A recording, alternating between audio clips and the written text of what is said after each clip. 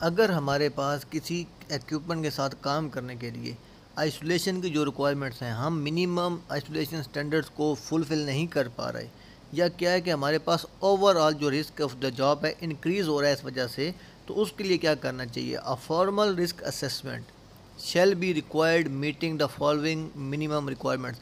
एक FRA होना चाहिए, फॉर्मल रिस्क असेसमेंट करनी चाहिए, जिसमें मेजर कौन से पॉइंट डिस्कस होने चाहिए। सबसे पहला point, satisfaction from the assessment team. जो टीम रिस्क असेसमेंट कर रही थी वो सेटिस्फाई होने चाहिए that the selected isolation control reduce the risk to alarm level, कि हमने जो आइसोलेशन कर दी है इससे हमारे लोगों का इस सोर्स ऑफ एनर्जी के एक्सपोज होने का ख़तरा alarm level as low as reasonably practicable, जिस पे हम एक किसी रीज़न से काम कर सकते हैं, एक्सेप्टेबल लेवल तक कम हो चुका है। दूसरा step, concentration of overall risk exposure to the person.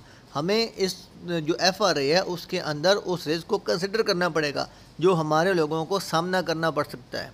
अगर हमारे पास आइसोलेशन को हम मिनिमम स्टैंडर्ड नहीं कंट्रोल कर पा रहे, अगर एनर्जी लीक हो गई, एक्सपोज हो गई, रीस्टोर हो गई, तो हमारे लोगों को एक्सपोजर का रिस्क लेवल कितना होगा।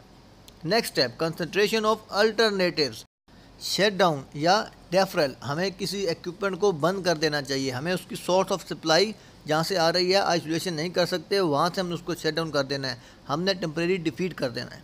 नेक्स्ट सबसे लास्ट पॉइंट जो कि हमें FRA में कंसिडर करना पड़ेगा, कंसिडरेशन ऑफ एडिशनल कंट्रोल।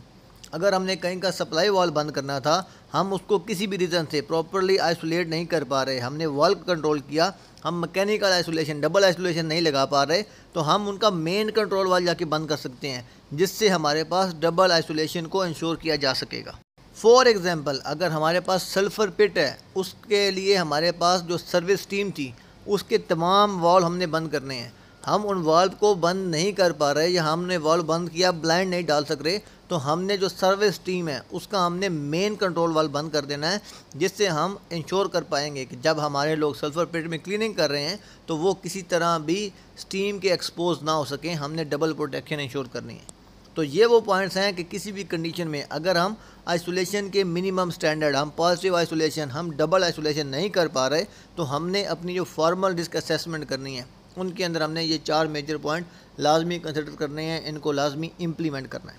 इस स्लाइड के बारे में अगर आपका कोई भी क्वेश्चन है, आप कमेंट सेक्शन में मुझसे पूछ सकते हैं। मज़ीद वीडियोज़ के लिए मेरे चैनल को सब्सक्राइब करना और बेल आइकन दबाना ना भूलिएगा, ताकि आपको नोटिफिकेशन मिल सके।